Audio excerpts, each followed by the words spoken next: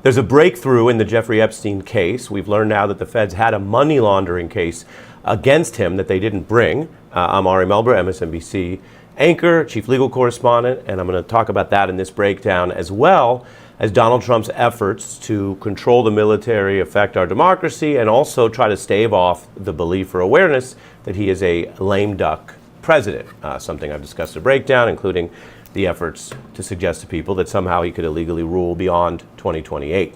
But starting with Epstein, there are two big reports new from the New York Times and Bloomberg, which uses Freedom of Information Act reporting to get documents about the Epstein case. This is really significant to learn that there was actually an entire money laundering case prepared against Epstein that was basically blocked back the first time he was under investigation.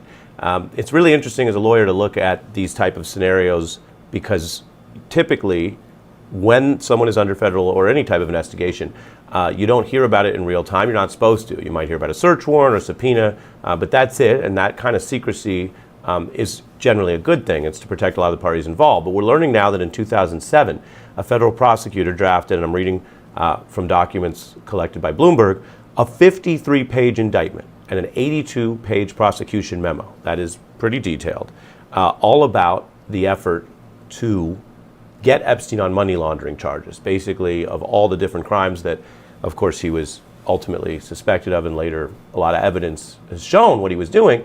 This was a follow the money effort to go that way. And the report notes that, and this has been reviewed by DOJ as well, but reading from Bloomberg now, that this prosecutor wanted them to act quickly, the feds, because she was concerned that he would continually to, quote, sexually abuse girls until they stopped him. But instead, senior officials, this was at the George W. Bush Justice Department, said she was actually being too aggressive in going after Epstein. They slow-walked that effort. Of course, the money laundering case was never brought, and he got that early sweetheart deal in Florida in 2007. The other big report here that sheds a lot of light on this is from the New York Times about JPMorgan, the biggest bank, really, by most estimates, that exists. Epstein was a valued client. There's been prior reporting that suggests that some of the bankers he was dealing with there also were having some sort of liaison or relations with people in Epstein's orbit. And while that might not have amounted to a crime, it could amount to a conflict of interest for the bank if those individuals were somehow compromised with Epstein, because there were all these warning signs and all of these debates within the bank about to cut him off. And I want to make a point here. There's been a lot of talk about the politics, about the different VIPs involved, and there certainly is a lot of evidence that the powerful and rich people involved might have shielded Epstein for a time. But there were also big institutions involved. The Justice Department hasn't come out looking very good, and that's our United States Justice Department under both parties. The original sweetheart deal was under Republican Bush administration. The Biden administration was in charge for 4 years and was not exactly a model of transparency.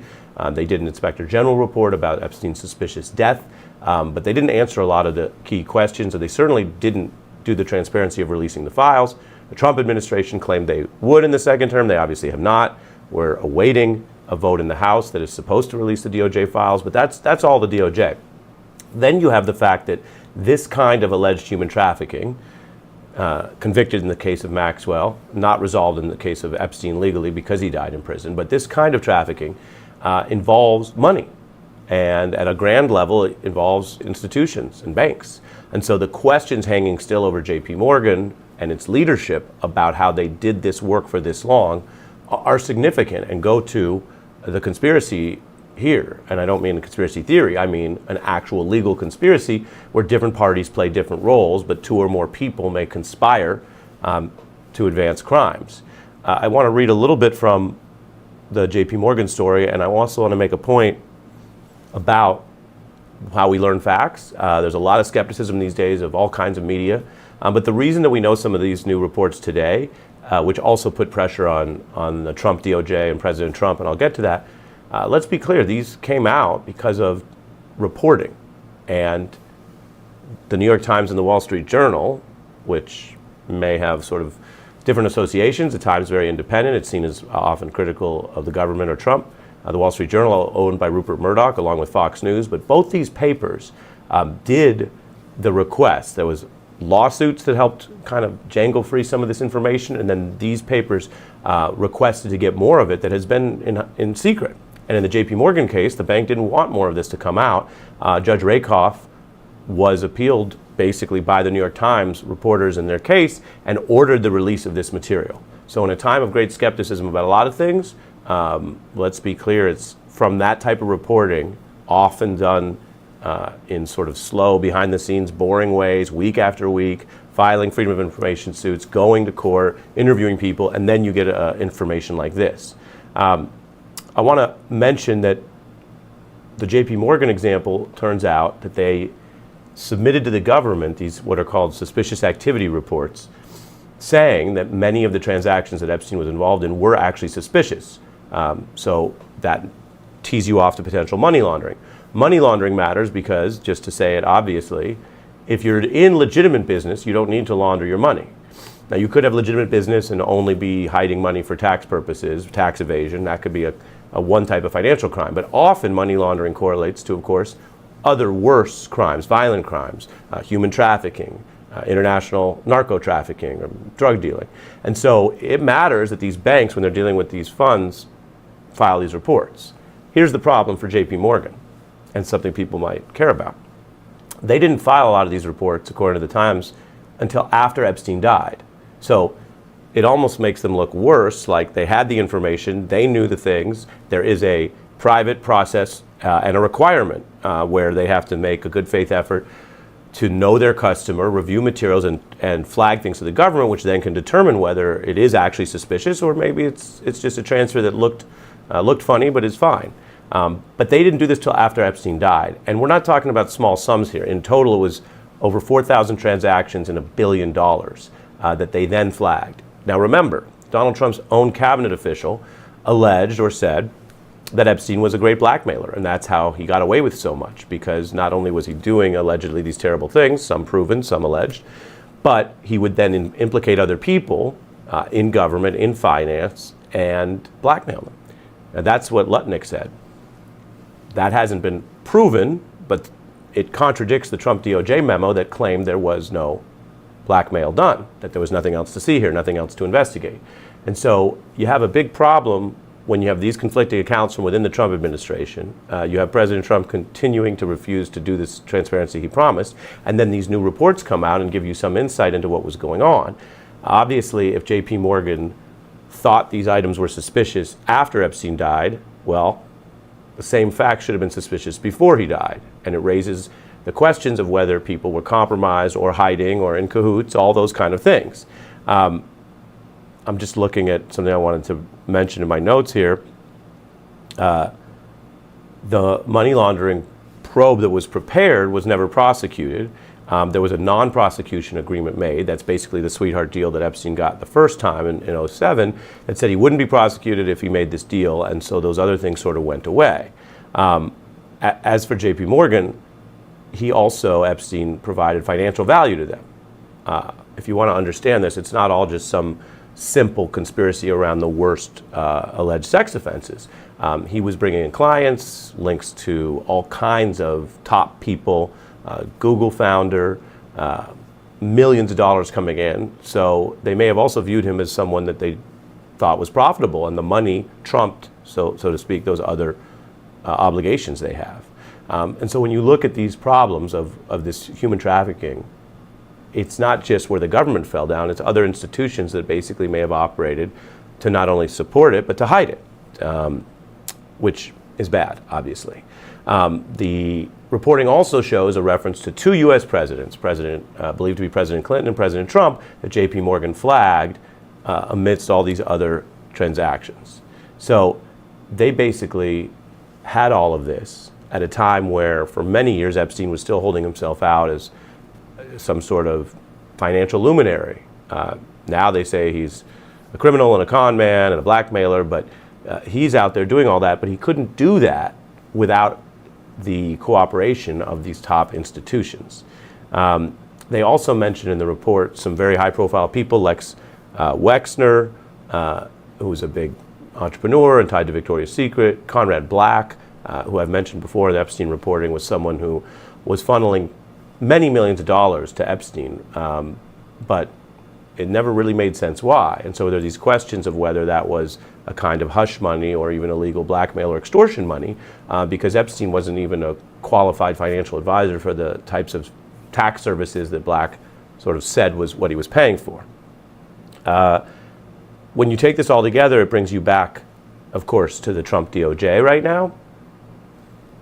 If the New York Times and Bloomberg and these lawsuits can find all of this information, if there was a money laundering case all the way back in 2007, and that doesn't mean that it proves there was money laundering legally, it means that one prosecutor wanted to bring that case and others maybe didn't see a case, and that does happen. But if you go back that many years and you have that much material, and then you have Pam Bondi say in this infamous memo, there's no other crimes to be pursued, nobody else to be investigated, and no, quote, blackmail, the credibility of the Trump DOJ continues to really fall on this. So that's an update there on a big story, and again, it's one where we are learning actual new information because of documents and because of reporting. I understand a lot of people might be skeptical about, after all these years, if the House votes to get the Epstein files, will there be anything in there? We don't know.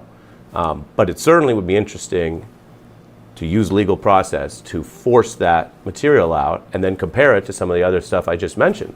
Because then you'd start to look at the names, look at the banks, look at the old effort to develop a case, and ask the question that still matters to the victims and the system, which is, did anyone else get away who did something, who's still out there, who's alive, and was this covered up and quieted down for the wrong reasons recently, just as it has been in the past? Okay, I want to turn to politics, part 2 of my legal breakdown here, and it's my YouTube channel. You can subscribe if you want to get these kind of reports, because I want to go a little deeper than sometimes we get to do when I'm anchoring, and just touch on the lame duck of it all. Because Donald Trump is clearly trying to distort and change how we think of a second-term presidency. And I just made a couple notes here, for example, because Donald Trump won the election last year, and he improved his vote totals from before. He doesn't have some giant mandate. He won by about 1.5 points, but he won. But very quickly, early in his second term, he's doing worse than most second-term presidents. His approval is low, and the public protests are some of the largest we've seen in the last decades. And yet, against that backdrop, if you follow this stuff, there is this feeling that like he's getting away with a lot, and there's almost like a panic or an alert sometimes, given what he's doing to prosecute enemies, to try to get a comic like Jimmy Kimmel kicked off the air, to abuse the FCC powers. You've got companies openly talking about just doing corrupt deals with him. He's pocketing billions through his family and crypto. Some of that may be technically legal. Some of it may raise questions about corruption, conflicts, bribery, impeachable offenses. And so there's this real split you see between what he seems to be getting away with and a kind of a brazen approach, and then the actual fact that he cannot run again, which has been discussed recently. He's constitutionally limited. He is a lame duck. We're about a year out from midterms, which could drastically change the power balance in Washington, and people start planning for what happens after. And so I just wanted to mention, looking at that, some examples. George W. Bush was far more popular than Donald Trump at Bush's peak, presiding over the unity and the response to 9/11, over 2 wars. His approval was up over 80%, but it plummeted by the end of his second term down to 45%, and the Republican Party, moved on without him. If you go further back, it was a different era. Harry Truman came in and was seen as a strong leader at times, but between the Korean War and domestic challenges, he actually bottomed out under 30%, as low as mid-20s, and was seen sort of as a failed president, and people, again, moving on from him. Donald Trump right now, depending on which poll you check, it adjusts, is way below where he was just a year ago, right? November election when he won, came in about 50%. Now going into November, and he's down in high 30s. And a year from now, next November, is the midterms. And so he's not exactly on a course where it looks really strong. He's really on a course where it looks like he could be much more of a lame duck earlier in his second term. The difference between him and other presidents would be what some call the autocratic attacks, the efforts to distort democracy, You don't have to dislike Donald Trump or dislike his policies to have noticed that he's trying to keep the military out in the streets indefinitely without reason, that he's doing the DOJ crackdowns I mentioned, that he's trying to distort, and so how we have civic democracy. And so I think that's going to be this big contrast going forward is, on the one hand, he's already actually doing worse than most second-term presidents earlier on, and people in his party and in politics will start to plan for after him. That's kind of an iron law of politics when you can't run again. And senators are on 6-year terms while he's on his way out, even in his own party.